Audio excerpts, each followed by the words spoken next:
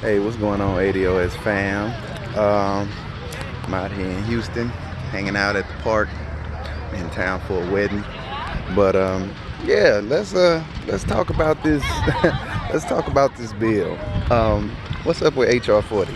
Um, so it's come to my attention that HR 40 is now being morphed into a bill to basically be like a lawsuit.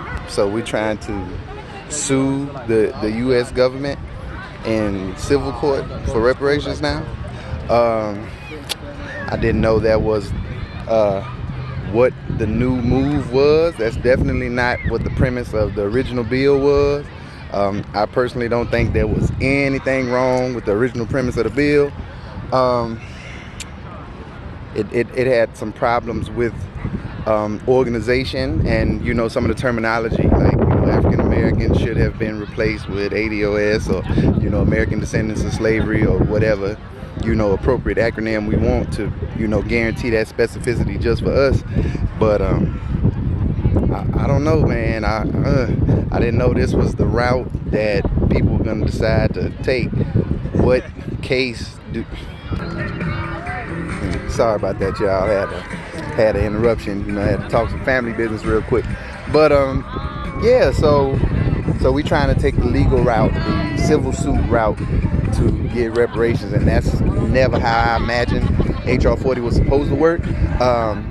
From my original reading and original bill summary of HR 40, it was designed to investigate and identify all the offending parties and all the offended parties and damaged parties of all the racial-based discrimination, from colonialism to slavery to Jim Crow to black codes to whatever up to the current day, regardless of who the corporate was.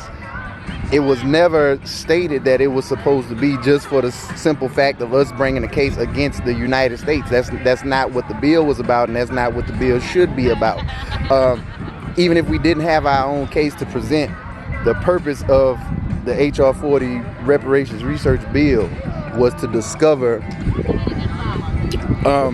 what reparations are supposed to be, what they're supposed to look like, who's owed them, why we owed them, and who owes them and why they owe them. I think us limiting the scope of that is a big mistake. Yeah, I don't know. I didn't know this was the direction we were going. But I mean, let's just looking down the road, or let's just ask these hypotheticals. They've been so afraid to pass the bill just for the simple fact that they don't want to know what the official invoice is. They don't want a receipt. They don't want to know how much damage they've caused, because once they find that out, then they really have no excuse to not pay the bill.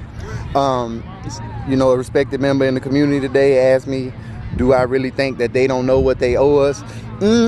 It depends. I mean, if you look at the relevant scientific polls, the polls say that 20% of them, maybe 1 in 5, believe that we are owed something, reparations in some form. The other 80% are not with it. So the 80% know what we say we're owed. They know why we say we're owed it, but they do not agree with us with the claim that we're making. The 20%, at least they agree that we are owed something, even if we don't agree on what it is exactly that we're owed. But the other 80% of white folks are not rocking with that at all. So the point of the invoice is to get them to understand why they owe, and why they are, take away the excuse they have for saying, well, that's you guys' data, that's you guys cherry-picked data and information, and y'all are only picking the stuff that proves the case that you have, and y'all are not putting the counter arguments and the stuff to balance it out. Whatever. It's good cop, bad cop, and they are going to play bad cop to the hilt. What do we do? I mean, it's I don't know. This is tough. This is different. I didn't know this was the route that we were trying to take. It's legislative, yes, but it's not legal in the typical sense of a criminal case or a civil case. Plenty of reparations cases have been defeated and dismissed on the basis of standing, on the basis of statute of limitations, on the basis of a whole lot of things. So yes, have people individually won cases? Yes, they have, but people have individually lost cases as well.